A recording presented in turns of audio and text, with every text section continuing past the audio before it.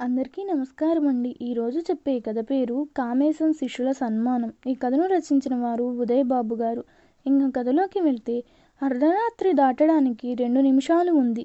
నిర్మానుష్యమైన bypass road మీద నిర్దాక్షిణ్యంగా కామేశాన్ని వదిలేసి చక్కగా పోయింది హైటెక్ బస్.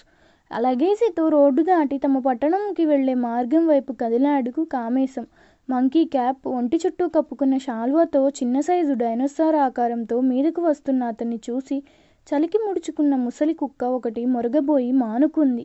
అసలే కుక్కలంటే భయపడే కామేశం అంత ఘోర చలిలోనూ గబగబా మంకీ క్యాప్ కప్పుకున్న శాల్వా తీసేసి చేతిలో ఉన్న బ్యాగ్లో కుక్కేసి అతను ప్రస్తుత సమాజంలో హోందాగా వ్యవహరిస్తున్న వ్యక్తిలా నిలబడ్డాడు. అతని నిజస్వరూపం చూసిన కుక్క మళ్ళీ మొరగబోయి కరెంట్ షాక్ కొట్టిన గేదెలా అతను చలికి వణకడం చూసి తనేదో చెప్పబోతున్నాడని కొని అక్కడ నుంచి దూరంగా నిర్మానుష్యంగా ఉన్న బస్ స్టాప్ షెల్టర్లోకి పారిపోయి సుఖంగా పడుకుంది. అమ్మయ్య అనుకుంటూ చదువుతున్న ఆంజనేయ దండకం ఆపేశాడు కామేశం. అంతలోనే అతనికి అనుమానంగా వచ్చింది. ఆంజనేయ దండకం సగమే పూర్తి చేసి ఆపేస్తే స్వామికి కోపం వచ్చి మరలా ఆ శునకరాజాన్ని ప్రాపిస్తాడేమో అనుకుని, స్వామి తొందరగా ఓ ఆటోనో లారీనో వచ్చి నన్ను ఊరిలో మెయిన్ రోడ్డు మీద పడేసేలా చేయవయ్యా. రేపు మంగళవారమే, నీకు అష్టోత్తరం చేయిస్తాను అని ముందుగా మొక్కుకుని ఆంజనేయ దండకాన్ని పూర్తి చేసి కామేశం కరుణామయుడైన ఆ స్వామి కృప వల్లనే వెంటనే ఓ లారీ వచ్చి ఆగింది అతని ముందు.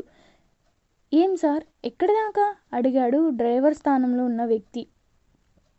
ఓవర్ బ్రిడ్జ్ దాటి అవతలకు వెళ్తుందా? అడిగాడు కామేశం. అవతలకు వెళ్ళదు కానీ రండి, ఓవర్ బ్రిడ్జ్ మీద దించేస్తాను అన్నాడు అతను. బ్రతుకు జీవుడా అనుకుంటూ సుఖనిద్రలో ఉన్న ముసలి కుక్క మీద పడికండ పీకేస్తుందేమో అంత వేగంగా తన 325 కేజీల శరీరాన్ని లారీ క్యాబిన్లో కుక్కేశాడు కామేశం. డ్రైవర్ వెనకే పొడుగాటి బెంచీ లాంటి దాని మీద విక్రమార్కుని తాజా శవంలో నిద్రపోతున్న శాల్తీ కాళ్ల మీద పడడంతో ఆ శాల్తీ ఓసారి కప్పుకున్న దుప్పటి తీసి కోప్పడబోయి విస్ఫారిత నేత్రాలతో కామేశాన్ని మరోసారి పైనుంచి కింది దాకా పరిశీలించి నిర్ధారించుకుని తిరిగి శవాకారం దాల్చాడు. క్లీనర్ నా కొడుకండి, మీరు ఊరే నిద్ర కాగలేడు, వెధవ సచ్చినోడు అన్నాడు డ్రైవర్. అలాగా అన్నాడు కామేశం. ఏమనాలో తెలియక, అది సరే గాని ఏడ నుంచి వస్తున్నారండి? అడిగాడు డ్రైవర్. గుంటూరు నుంచి. ఏం పని మీద ఊరెళ్ళారు సార్?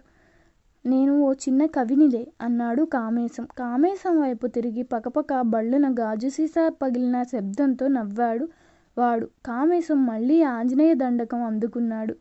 గుప్పుమని ముక్కు తాగిన వాసనతో కళ్ళు వాసన పడదు కామేశానికి. అంటే సినిమా పాటలు గాని రత్తారా బాబు అని రాయను గాని కవిత్వం రాస్తాను. ఎందుకొచ్చిన కాగితం గాని ఇప్పటికింకా నా వయసు నిండా 16 అంటే అమలాపురం అత్తారింటి అట్టాంటి పాటలు రాయండి బాబు, డబ్బుకు డబ్బు పేరుకి పేరు అన్నాడు వాడు. నాకు అలాంటి పాటలు రాయడం ఇష్టం ఉండదు. ఆంజనేయ దండకం మధ్యలో ఆపితే మళ్ళీ స్వామికి కోపం వస్తుందేమో అన్న భయంతో అన్నాడు కామేశం. కవి అన్నాక అన్ని రకాలు రాయాలి కదండి, మరి కవిత్వం రాస్తానంటావేంటి? కదా, అమ్మాయిల మీద రాయను, ప్రస్తుతం సమాజంలో జరుగుతున్న అన్యాయాల మీద అక్రమాల మీద రాస్తాను. దానివల్ల ఎవరికి లాభం బాబు? అందరికీ లాభం. ఎలా లంచం ఇవ్వాలో దేశంలో ఏ పని జరగదు. మీరు మీ దారి చూపించగలరా? ఆడదాన్ని మగాడు ఎన్ని ఇందాల అన్యాయం పెడుతున్నాడు, మరి మీ కవిత్వంలో పరిష్కారం చూపించగలరా? మీరు చూపించారంటే అనుకుందాం, దాన్ని చదివి బాగుపడేవాడు ఎవడండి? ఎందుకు పనికిరాని కాగితం రాసి కన్నా అందరూ చదివే సంతోషపడే కాగితం రాయొచ్చు కదండి. ఏంటో చదువుకున్నారు కానీ మీరు ఎందుకు రాస్తారో మీకే తెలవదు అన్నాడు డ్రైవింగ్ మీద దృష్టి సారిస్తూ. ఒక్క క్షణం ఆ మాటలతో ఆంజనేయ దండకం చదవడమే మర్చిపోయాడు కామేశం. సరిగ్గా తాను హాజరయ్యి వస్తున్న సభావేదిక మీద కూడా ఒక పత్రిక అధిపతి ఇదే విషయాన్ని సూటిగా ప్రశ్నించాడు. ఈవేళ పుంకానుపుంకాలుగా ఎందరో కవిత్వం రాయిస్తున్నారు. వాళ్ళు ఎందుకు రాస్తున్నారో, తమ కవిత్వం ఎవరిని ప్రభావితం చేస్తున్నారు, ఎందరిని చైతన్యవంతుల్ని చేస్తున్నారు? దయచేసి వ్రాస్తున్న కవులందరూ ఈ ప్రశ్నకు తమకు తాముగా వేసుకుని ఇక మీదట కవిత్వం రాయమని విజ్ఞాపి చేయిస్తున్నాను. లారీ యొక్క కుదుపుతో ఓవర్ బ్రిడ్జ్ మీద ఆగడంతో ముందుకు తూలికి వెనక్కు జరిగిన కామేశం ఏం చెయ్యాలో తోచక పట్టు కోసం నిద్రపోతున్న శాల్తీని గట్టిగా పట్టుకున్నాడు. అంతలో సర్దుకుని లారీ డ్రైవర్కి డబ్బులు ఇచ్చి దిగిపోతూ అన్నాడు, నువ్వు చాలా తెలివాని వాడివయ్యా.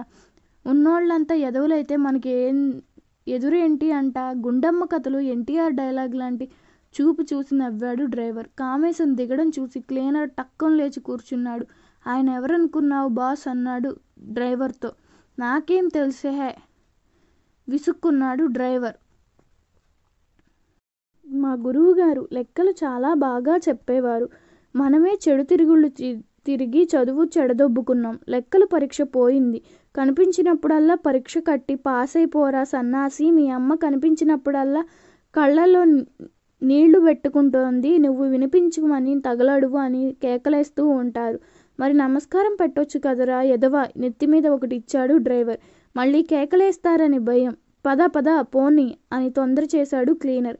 కిందకి దిగి మంకీ క్యాప్ పెట్టుకుని శాల్వా ఒంటికి చుట్టుకుని కామేశం ఓరి గణపతగా నువ్వా. సినిమాల ప్రభావం రా. గురువుగారిని గౌరవించే సంస్కారాన్ని మీలో చంపేస్తున్నాయి అవి. మీరు వాటిని పట్టుకునే తగలడిపోతారు. అందుకే మీ బతుకులు ఎదగువు అనుకుంటూ ఓవర్ బ్రిడ్జ్ మీదుగా నడక ప్రారంభించాడు కామేశం. అప్పుడే ట్రైనింగ్ పూర్తి చేసుకుని డ్యూటీలో చేరిన సైనికుల్లా తమ కాంతి విశ్వాసాన్ని ప్రదర్శిస్తున్నాయి పాదరసపు దీపాలు. ఓవర్ బ్రిడ్జ్ మీద సరిగ్గా ఓవర్ బ్రిడ్జ్ మీదకి వచ్చేసరికి ఎదురుగా వస్తున్న ఓ నవ యువకుడు అరే కామేశం మాస్టర్. సార్ బాగున్నారా సార్. ఎలా ఉండేవారు సార్, ఎలా అయిపోయారు సార్ అన్నాడు కన్నీళ్లు పెట్టుకుని చేతులు పట్టుకొని. తనను కరెక్టుగానే గుర్తుపట్టిన ఆ శాల్తీ ఎవరో గుర్తు రాలేదు కామేశానికి. అయోమయంగా చూస్తూనే ఎలా అయిపోయానయ్యా, నేను బాగానే ఉన్నాను అన్నాడు ఒంటికాలిపై బరువంతా అనిపించి రెండో కాలు ఊపుతూ నిలబడి. ఏం బాగు సార్. జుట్టు 2 చెంపలు నెరిసిపోయాయి. సన్నగా రివటలా ఉండేవారు. కాస్త ఒళ్ళు చేశారేమో గాని మిమ్మల్ని చూస్తుంటే గుండె తరుక్కుపోతుంది సార్. ఎలా ఉండేవారు, ఎలా అయిపోయారు అంటూ కళ్ళు తుడుచుకున్నాడు ఆ కుర్రోడు గాద్గిత స్వరంతో. వయసు మీద పడుతుంది నాయనా, ఏం చెయ్యగలం, 50 ఏళ్ళు వచ్చాయి అన్నాడు కామేశం. అంటే మా డాడీ వయసు ఆయన ఇంత యంగ్గా చురుగ్గా ఎలా కనిపిస్తున్నారు సార్. సరిగ్గా 15 ఏళ్ళు అయింది సార్ మిమ్మల్ని చూసి. ఎంత బాగా లెక్కలు చెప్పేవారు సార్. మీరంటే హడలి చచ్చిపోయేవాళ్ళం సార్. A+B² సూత్రం చెప్పలేదని అరగంట గోడ కూర్చి వేయించారు సార్. ఇప్పటికీ ఆ సూత్రం మర్చిపోలేదు సార్. A² + B² sir. అప్పటికి నుంచి మీరు కనిపిస్తే ఈ సూత్రం చెప్పేసి మీ చేత సభాష్ అనిపించుకోవాలని నా కోరిక సార్. మీరే మా నిజమైన గురువుగారు సార్ అంటూ 3 సార్లు వంగి కాళ్లకు నమస్కారం చేశాడు ఆ వ్యక్తి.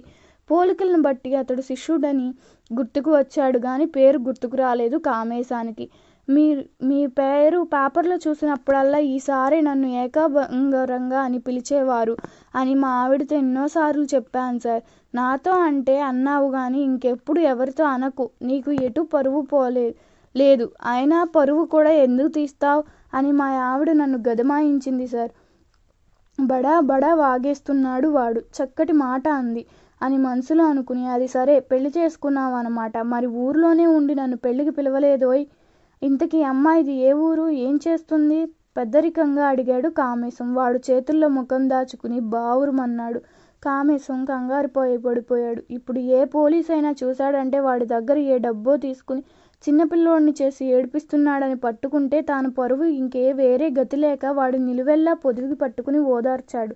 సర్లేరా నాన్న, నన్ను పెళ్లికి పిలవనందుకు ఏమనుకోనులే, ఊరుకో, ఇది రోడ్డు, అలా ఏడిస్తే నిన్ను నేను ఏమైనా చేస్తున్నాను అనుకుంటారు అన్నాడు.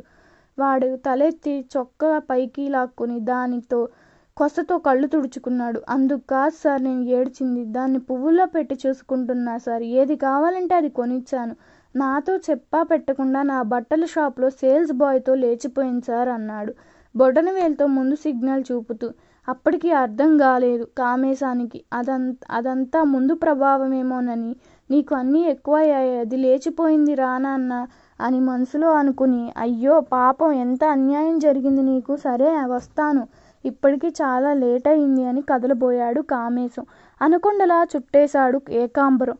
ఇంతకాలానికి కనిపించారు. 10 నిమిషాలు కూడా మాట్లాడకుండా వెళ్ళిపోతారా సార్ అంటూ లేచి నిలబడ్డాడు. చెమట పట్టిన పైజమా లాల్చి జేబులోంచి నోట్లో దొంతర తీసి చేత్తో పట్టుకుని చూపిస్తూ అన్నాడు. చూడండి సార్, రోజు ఇంతలా సంపాదించి పెడుతున్న ఈనాటి ఆడదానికి సంతృప్తి సంతోషం లేవు సార్. పోతే పోయిందిలే అండి సార్. డైలీ కలెక్షన్ కట్టడానికి 100 తక్కువైంది. ఇది పట్టుకెళ్ళి కట్టకపోతే మా యజమాని చంపేస్తాడు సార్. ఓ 100 రూపాయలుంటే సర్దండి సార్ అన్నాడు ఏకాంబరం. ఊరు నుంచి వస్తున్న వాడిని డబ్బులు ఉంటే రిక్షా మీద ఇంటికి పోదాను కదయ్యా అన్నాడు కామేశం తప్పించుకునే ఉద్దేశంతో. మీరు అట్లానే అంటారు సార్. మీ ప్లానింగ్ నాకు తెలవదా? ఇచ్చేయండి సార్, ప్లీజ్ ఇచ్చేయండి సార్. ఆల్కహాల్ స్మైల్తో మీదకు ఇంచుమించు దాడి చేస్తున్నట్లు వస్తున్నాను. సువాసన భరించలేక కామేశం జేబులోంచి 100 తీసి వాడి చేతిలో పెట్టాడు. చూసారా, ఇందాక లేవన్నారు. పిల్లల దగ్గర గురువుగారు అబద్ధాలు చెప్పొచ్చా? థ్యాంక్స్ గురువుగారు. ఓ పాలు అడ్రస్ తెలుసుకుని తమ ఇంటికి వస్తానులే అండి. మీకు ఎప్పటికైనా సన్మానం చేసుకోవాలని నా కోరిక. ఉంటాను గురువుగారు. థ్యాంక్స్ గురువుగారు. మా గురువుగారు ఎంత మంచోరో అంటూ పాదాభివందనం చేసి చేతులు కట్టుకుని కళ్ళు కొద్దుకుని చివరగా ఏమనుకున్నాడో ఏమిటో గాని గట్టిగా వాటేసుకుని బుగ్గ ముద్దు పెట్టుకుని బాయ్ గురువుగారు అంటూ వెళ్ళి 100 గజాల దూరంలో ఆపి రెడీగా ఉన్న బైక్ మీద ఉన్న మనిషిని వెనక కూర్చున్నాడు ఏకాంబరం. పదరా, గురువుగారి పేరు చెప్పుకొని ఫుల్ వేసేద్దాం. మళ్ళీ షాప్ కట్టేస్తారు. థ్యాంక్స్ గురువుగారు, బాయ్ అనగానే బైక్ ముందుకు దోసుకుపోయింది. కామేశం మన్నబడిపోయాడు. ఓర్ని బండబడా, ఇది నీ తాగుడు కోసమా? పైగా నాకు సన్మానం చేస్తావా? ఇప్పుడు సన్మానం చేశారు కదరా అక్కడ లారీలో వాడు, ఆ గణపతిగాడు, ఇక్కడ ఇప్పుడు నువ్వు చేశారు కదరా సన్మానం. ఇన్ని వేల మంది శిష్యులకు చదువు చెప్పగానే ఇలా ఎవరు సన్మానం చేయలేదురా నాయన. ఇక్కడే ఉంటా. ఆ 100 తాగేసి మళ్ళీ ఇంకో 100 కోసం వచ్చినా వస్తాడు అమ్మో అనుకుంటూ అంగకు 2 అంగులు బోనస్గా వేసుకుంటూ ఇంటి దారి పట్టాడు కామేశం. ఈ కథ మీకు నచ్చినట్లయితే నా ఛానల్ను సబ్స్క్రైబ్ చేసుకోండి. మీ విలువైన అభిప్రాయాన్ని కామెంట్ రూపంలో